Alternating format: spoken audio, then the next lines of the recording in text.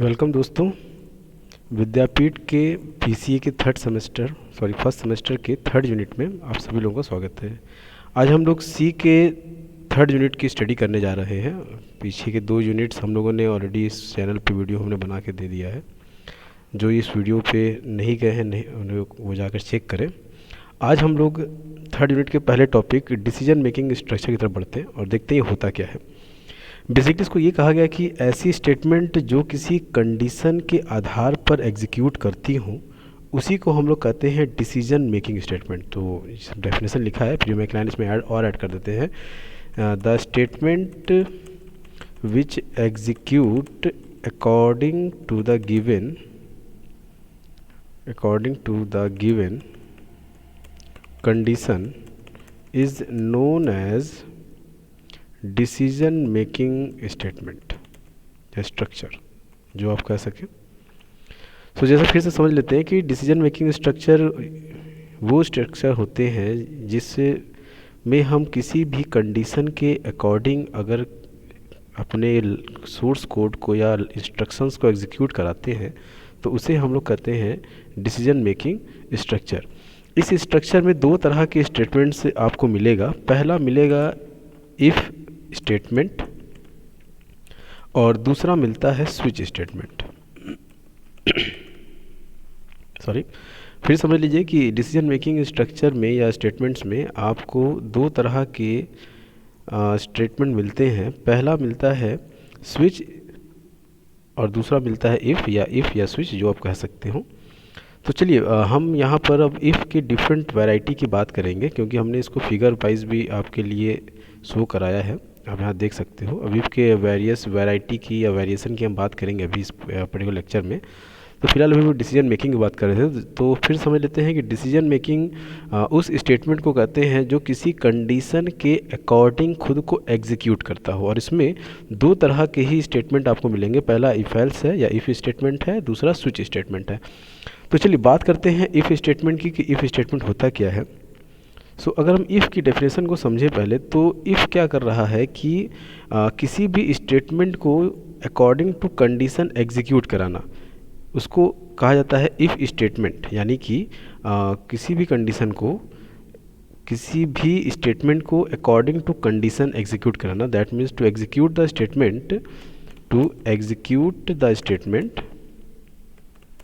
Statement according to the condition, given condition is known as if statement. फिर समझिए, to execute the statement according to the given condition, यानी किसी condition, दी गए condition के according अगर कोई स्टेटमेंट एग्जीक्यूट करता है तो उसे हम लोग कहते हैं if statement, according to the given condition. So ये तो इफ़ की डेफिनेशन हो गई। इसका सिंटैक्स देखते हैं।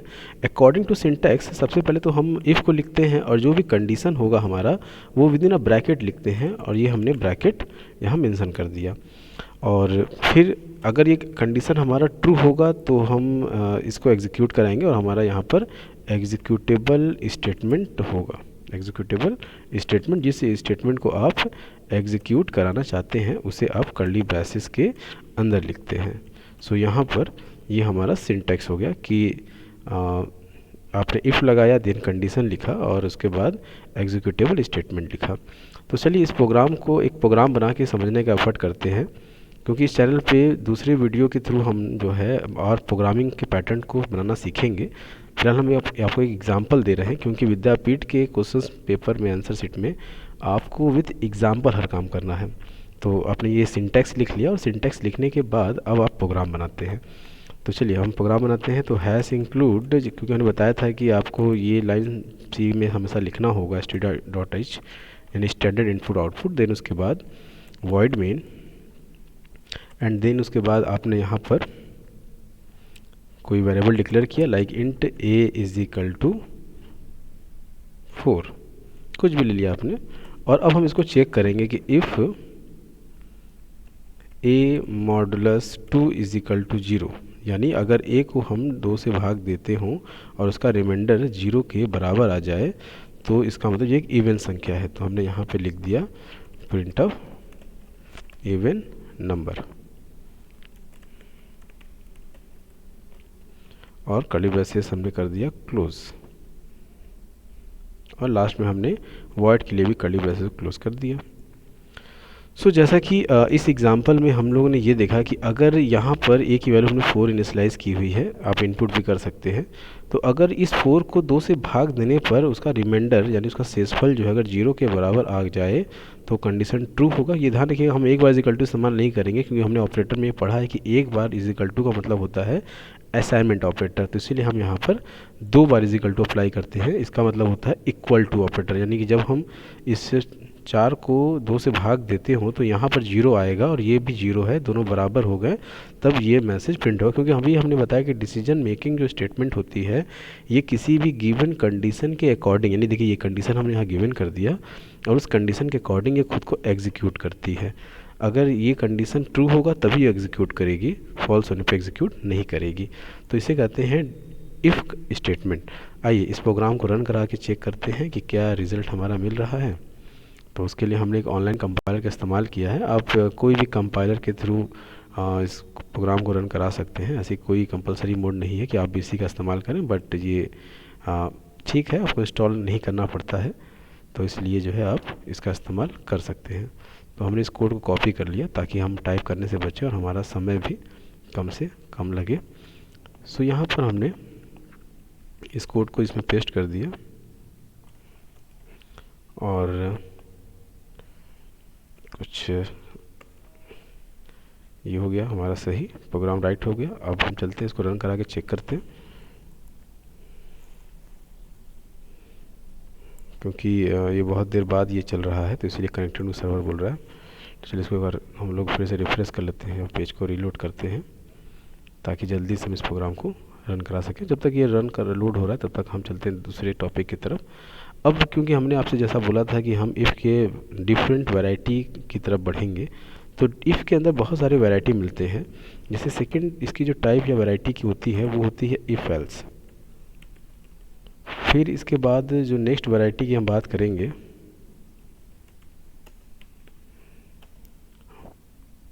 वो होगी आपकी multiple if.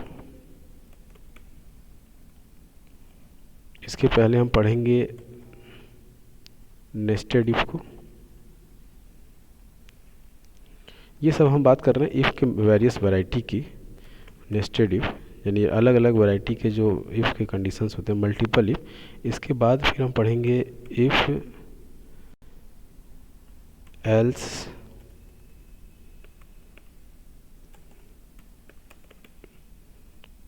If else if, else ladder. So ये सब इफ़ के वैरायटी हैं। तो चलिए, जैसा कि हमने इस एग्जांपल में देखा कि यहाँ पर कंडीशन ट्रू होने पर सिर्फ और सिर्फ ये एग्जीक्यूट हो रहा था, लेकिन इस इफ़ के अंदर एक ड्रॉबैक हमने देखा। ड्रॉबैक ये था कि अगर हमारा कंडीशन फॉल्स हो गया तब क्या प्रिंट होगा। यानी ट्रू होने पर समझ में आता है कि अगर ये कंडीशन ट्रू होगा तब तो ये पहला स्टेटमेंट एग्जीक्यूट करेगा, लेकिन फॉल्स होने के बाद क्या होगा। तो इसलिए जो है यहाँ पर जो प्रोग्रामर्स हैं जिन्होंने डेवलप किया सी को, उन्होंने इसको भी इंट्रोड्यूस किया। यानी कि ये कह सकते हैं कि it is a by directional, it is a by directional. इसका मतलब ये होता है कि ये इसके 2 डायरेक्शंस होंगे। पहला डायरेक्शन ट्रू होगा और दूसरा डायरेक्शन फॉल्स के लिए होगा। Directional control structure, control statement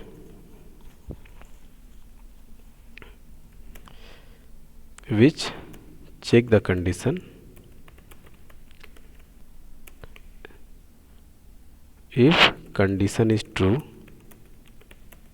then it execute expression first, otherwise it execute expression second। तो जैसा कि यहाँ पर हम बात कर रहे हैं कि अगर ये कंडीशन ट्रू होगा तब तो ये फर्स्ट एक्सप्रेशन को एग्जीक्यूट करेगा, और अगर ये कंडीशन फॉल्स होगा तो एक्सप्रेशन सेकंड जो हमने लिखा है ये उसको एग्जीक्यूट करेगा। तो it's a by directional control statement. जैसा ने बताया कि ये बाई डायरेक्शन मतलब इसमें दो डायरेक्शंस होंगी, एक ट्रू का डायरेक्शन होगा और एक फॉल्स का डायरेक्शन होगा। ट्रू होने पे हमें क्या एग्जीक्यूट करना है और फॉल्स होने पे हमें क्या एग्जीक्यूट करना है वो हम यहाँ पर अब प्रॉपरली एक्सप्लेन करते हैं। आइए इसको समझने के लिए हम थोड़ा सा फिगर वाइज समझने का एफर्ट करते हैं। तो हम फिगर को लेके चलते हैं आप सभी को, और यहाँ पर हमने एक फिगर बना लिया, और यहाँ आपको समझाने के लिए कि if condition then expression first और एल्स एक्सप्रेशन सेकंड। तो जैसा कि इस एग्जांपल में हम देख सकते हैं सिंटैक्स के, कि अगर यहाँ पे लगा कंडीशन ट्रू होगा तो इस स्टेटमेंट को ये एग्जीक्यूट करेगा। कब? जब ये कंडीशन ट्रू होगा। और अगर ये कंडीशन फॉल्स हो गया तब ये इस एल्स के ब्लॉक में जाएगा और यहाँ पे लगे कंडीशंस को ये एग्जीक्यूट करेगा उस सिचुएशन पे जब हमारा कंडीशन फॉल्स हो। तो ये हमारी जो है इफ़ एल्स की बात हो गई कि जब अगर कंडीशन ट्रू होगा तो क्या एग्जीक्यूट करेगा और फॉल्स होने पे क्या एग्जीक्यूट करेगा। इसी के बिहाफ पर हम एक एग्जांपल भी देखते हैं और चेक करते हैं कि रिज़ल्ट क्या मिल रहा है। चलिए बात करते हैं।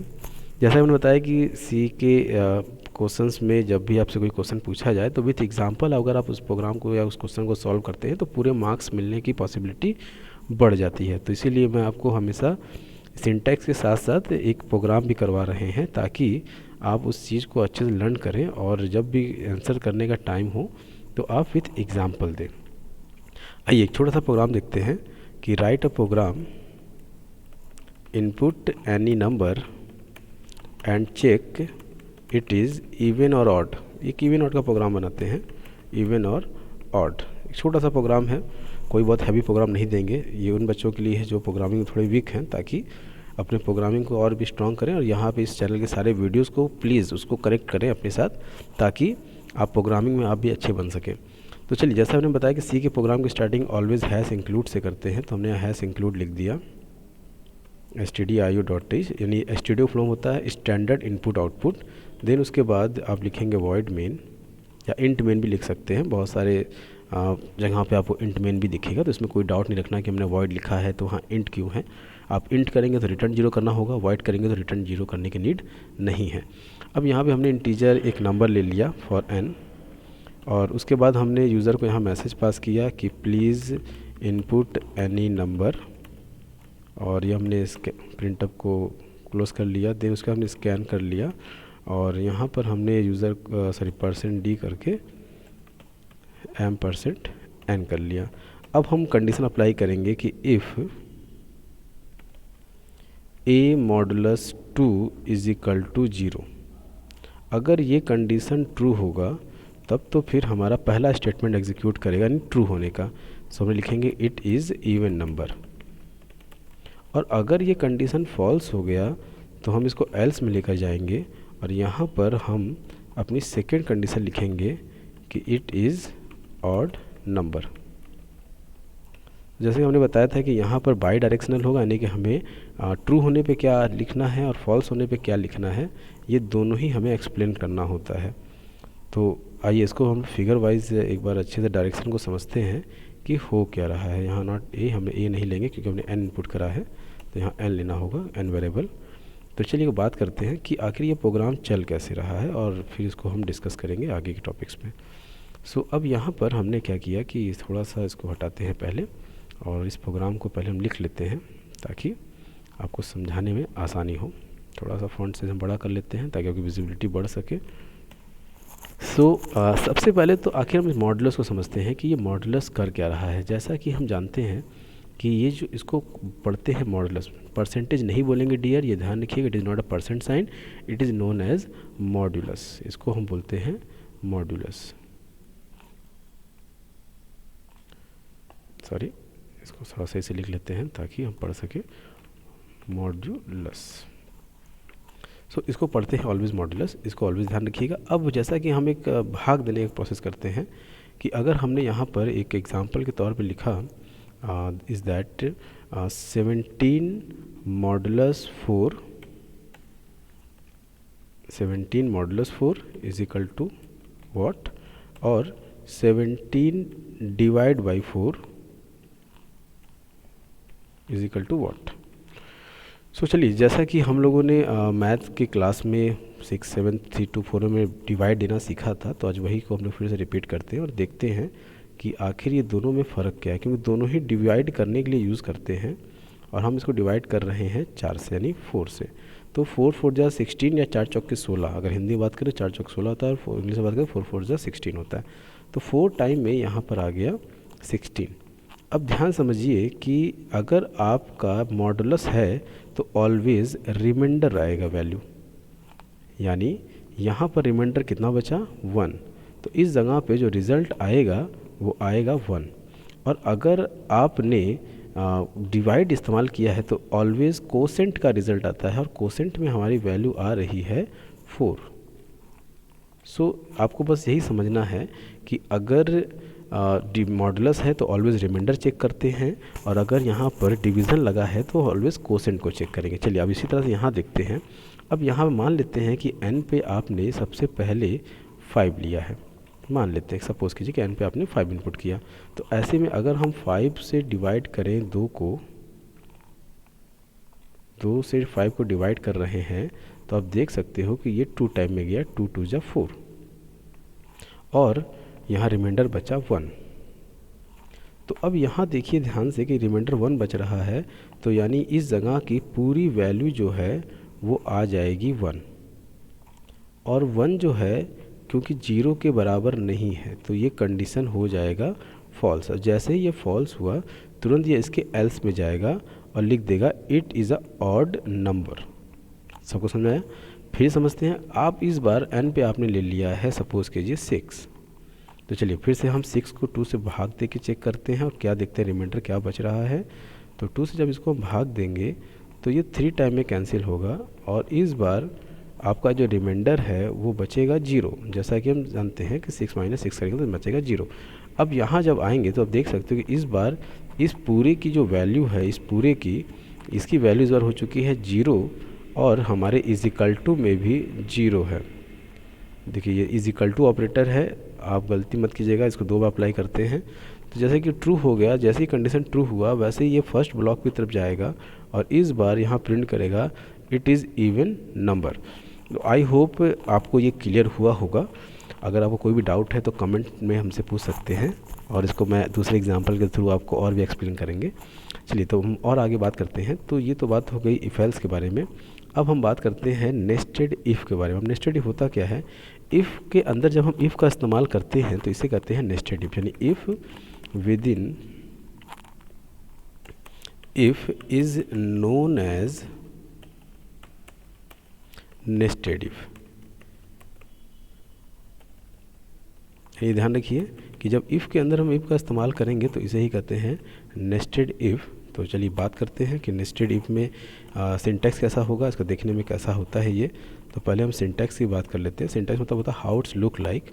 तो सबसे पहले हम इफ़ अप्लाई करते हैं, देन उसके बाद हम कंडीशन लिखते हैं, देन उसके बाद कर्ली ब्रेसेस और फिर उसके बाद हम if then condition and then उसके बाद statement else statement and then उसके बाद else if condition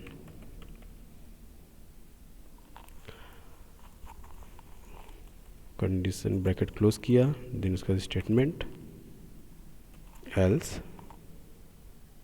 and then statement and last में हम यूज़ करेंगे कर्ली ब्रेसेस को। सो ये सिंटैक्स हमने लिखा है नेस्टेड इफ़ का।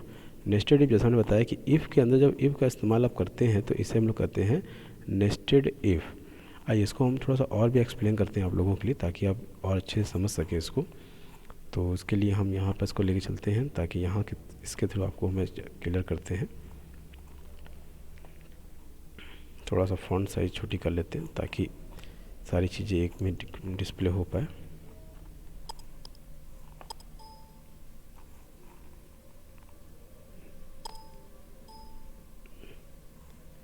चलिए तो थोड़ा सा इसको हम सो यहाँ पर आप देख सकते हो कि इस जगह पे हमने इफ़ के अंदर पहला कंडीशन लेगा, अगर ये कंडीशन ट्रू होगा तब तो ये इसके अंदर जाएगा।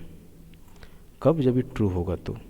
उसी तरह से अगर ये फॉल्स हुआ तब ये जाएगा इस एल्स में, क्योंकि इसका फॉल्स स्टेटमेंट हमने यहाँ लिखा हुआ है।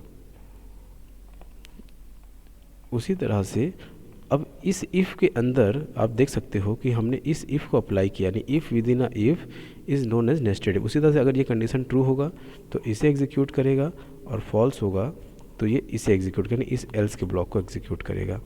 उसी तरह से अगर यहाँ पर सेकंड जब कंडीशन फॉल्स हो गया, तो जब ये फॉल्स हुआ तो ये अपने एल्स में गया, और यहाँ पर अगर कंडीशन ट्रू है तो ये इसके अंदर जाएगा, और फॉल्स है तब ये इस एल्स वाले में जाएगा। आइए इसी के बिहाफ पे हम एक एग्जांपल देखते हैं और सॉल्व करने की कोशिश करते हैं कि कैसे हम इसको सॉल्व करेंगे। तो उसके लिए हमने क्या किया कि एक प्रोग्राम लिखा। चलिए प्रोग्राम बनाते हैं ताकि आपको और अच्छे से समझ में आ सके। तो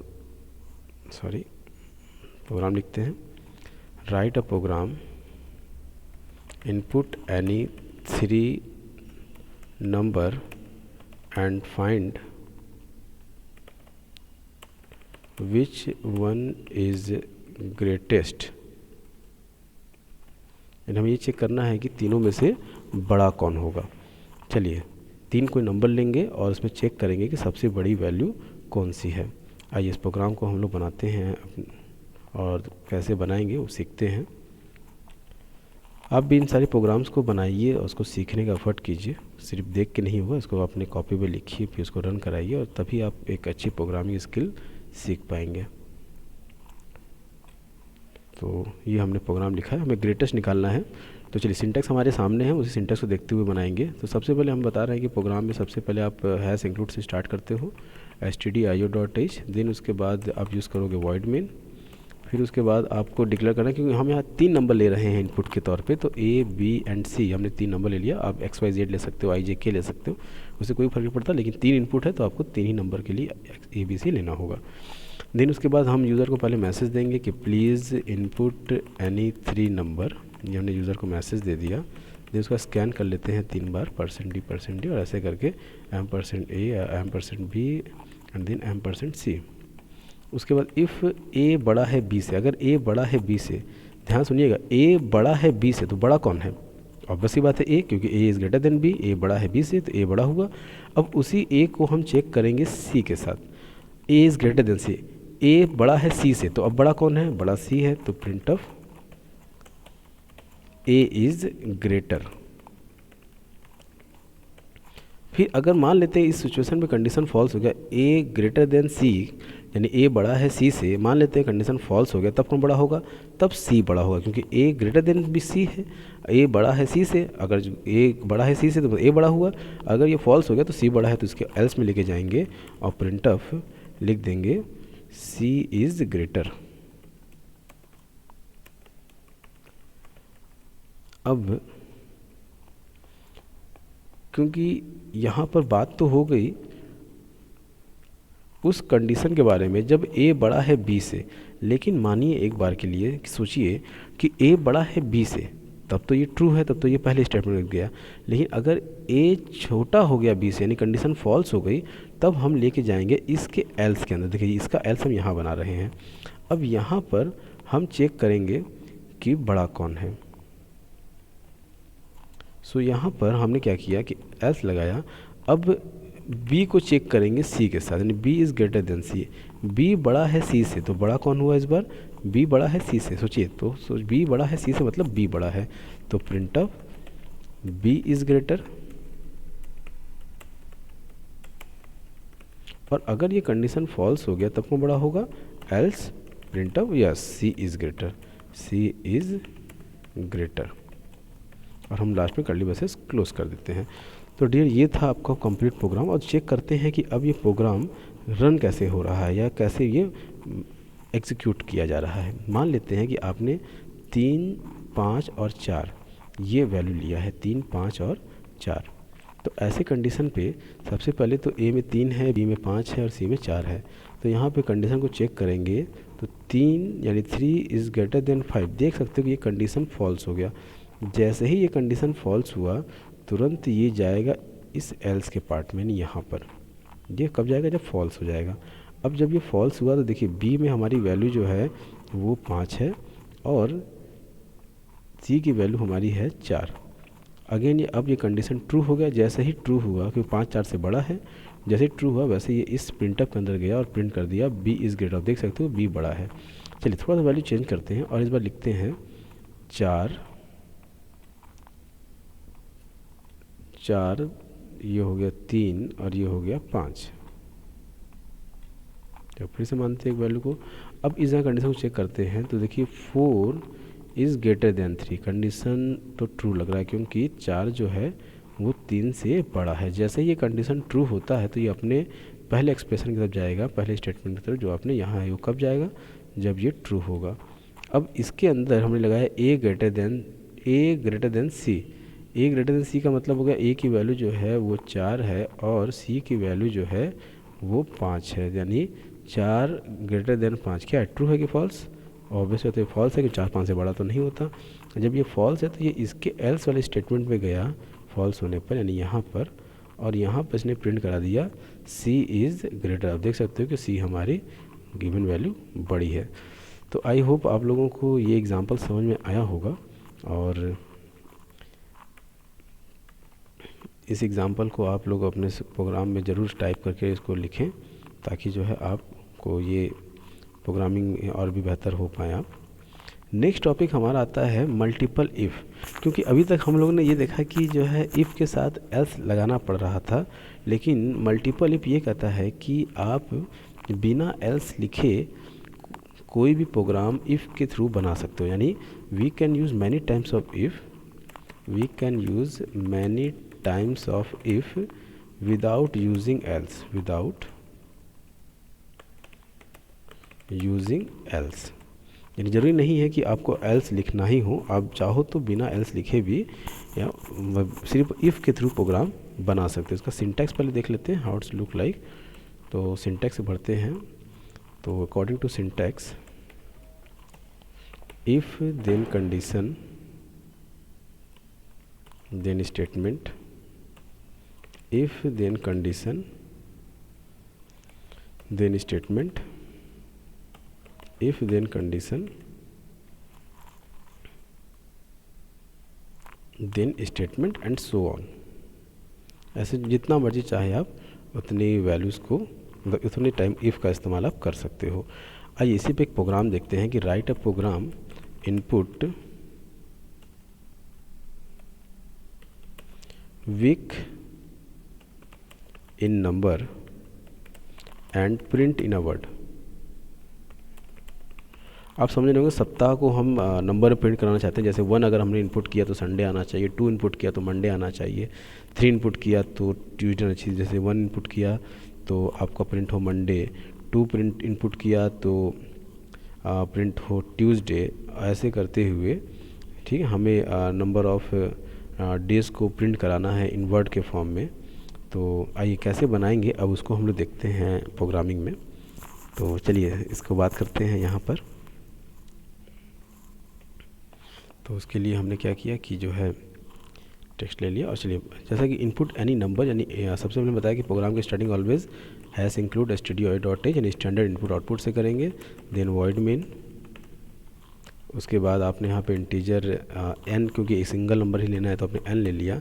यूज़र को मैसेज पास किया कि please input any number, sorry please input week in number, week in number. और ये आपने डबल क्लोज किया, सेमीकोलन लगाया, देन स्कैन करा लिया %d और m%n। अब यहाँ पर हम इफ़ n की वैल्यू अगर 1 के बराबर है, 1 मतलब क्या हुआ, क्या, संडे एग्जैक्टली, तो प्रिंट ऑफ संडे। उसी तरह से if n is equal to 2 क्या हो जाएगा, यस मंडे, एग्जैक्टली सही है मंडे। उसी तरह से if n is equal to 3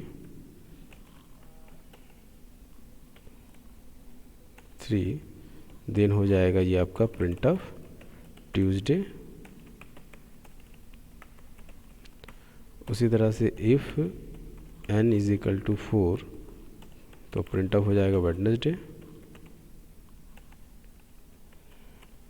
उसी तरह से जो है if n is equal to 5 तो हो जाएगा थर्सडे। उसी तरह से if n is equal to 6 हो जाएगा print of Friday. If n is equal to 7 ये हो जाएगा प्रिंट ऑफ सैटरडे। क्योंकि हम जानते हैं कि ग्रेटर देन 7 यानी 8वां दिन हमारे कैलेंडर में होता ही नहीं है डियर। तो अगर कोई यूज़र 8, 9, 10 कुछ इस तरह का नंबर दिया तो हमें उसे एक्सेप्ट नहीं करना है। तो उसके लिए हम एक और इफ़ लगा देते हैं कि if n is greater than 7, अगर वो n 7 से बड़ा है, ठीक है, 7 से बड़ी वैल्यू है, तो हम उसको सीधा कर देंगे कि प्रिंट ऑफ इनवैलिड नंबर या इनवैलिड डेज। ये हमने एक मैसेज उसको दे दिया ताकि यूज़र उसको समझ सके। तो ये जो प्रोग्राम है हमने बनाया मल्टीपल इफ़ के थ्रू, कि देख सकते हो कि इसमें हमने जो है मैनी टाइम्स इफ़ का इस्तेमाल किया और कहीं भी हमने एल्स नहीं लिखा है। तो मल्टीपल इफ़ ये कहता है कि बिना एल्स को लिखे आप इफ़ का इस्तेमाल मैनी टाइम कर सकते हैं। सो इस एग्जांपल में हमने मल्टीपल इफ़ को देखा। और आइए नेक्स्ट टॉपिक की बात करते हैं। नेक्स्ट टॉपिक जो हमारा है वो है इफ़ एल्स लैडर। क्योंकि होता क्या है डियर कि it is not a professional form, क्योंकि ये एक प्रोफेशनल फॉर्म नहीं है, तो इस वजह से बहुत सारी इश्यूज जनरेट हो जाती हैं। तो इसी के थ्रू जो है इसको और अच्छा परफॉर्म्स कराने के लिए इसके प्रोसेस को हम लोग इफ़ एल्स लेटर का इस्तेमाल करते हैं। तो आइए इसके पहले सिंटैक्स को देखते हैं कि इसका सिंटैक्स कैसा होता है।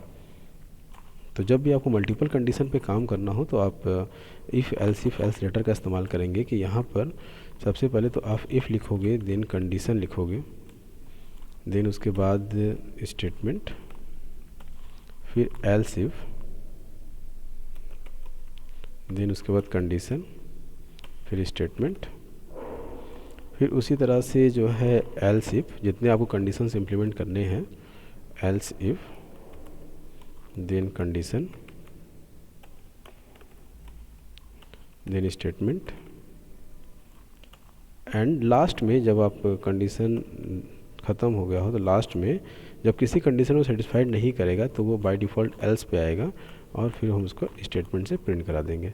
तो इसी के बिहाफ पे हम प्रोग्राम देखते हैं, जो कि प्रीवियस में हमने एक प्रोग्राम जो बनाया था, अब उसी प्रोग्राम में हम इसको इम्प्लीमेंट करेंगे। तो इफ़, यहाँ देखिए एल्स इफ़, क्योंकि मल्टीपल कंडीशंस हैं तो हम एल्स इफ़ लिख देते हैं, फिर उसके बाद यहाँ पे एल्स इफ़ लिख देंगे, फिर यहाँ पे एल्स इफ़ लिख देंगे। जैसा हमने बताया कि इसमें सबसे बड़ी माइलेज ये है कि आपको लास्ट एक कंडीशन लिखने की नीड नहीं पड़ती है, यानी वो कहीं सेटिस्फाइड नहीं करेगा तो बाय डिफ़ॉल्ट वो इस जगह पर आए। जैसे यहाँ आपने कंडीशन लिखा है, इसको आपको लिखने की नीड नहीं है in terms of if else ladder के पर्सपेक्टिव से। तो यहाँ आप देख सकते हो कि यहाँ पर इफ़ तो हमने एक बार लिखा, फिर जितने भी कंडीशन हमने इम्प्लीमेंट किए हैं वो सभी एल्स इफ़ के अंदर किए हैं, और जब वो कहीं सेटिस्फाइड नहीं करेगा तो वो बाय डिफ़ॉल्ट जो है आपका आ जाएगा एल्स के ब्लॉक में।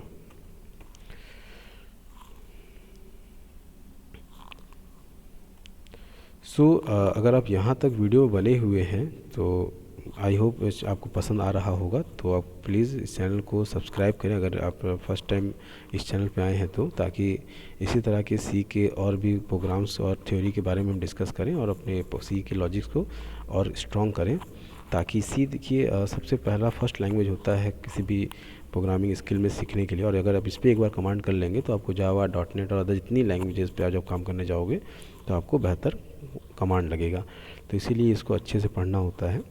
तो इस चैनल को सब्सक्राइब कर लें और फिर मिलेंगे हम लोग यूनिट 3 के नेक्स्ट टॉपिक की तरफ, क्योंकि वीडियो बहुत लंबा हो जाएगा अदरवाइज़। तो मिलते हैं फिर, और फिर हम लोग बात करेंगे। तब तक अपना ध्यान रखिए। Take care. Thank you.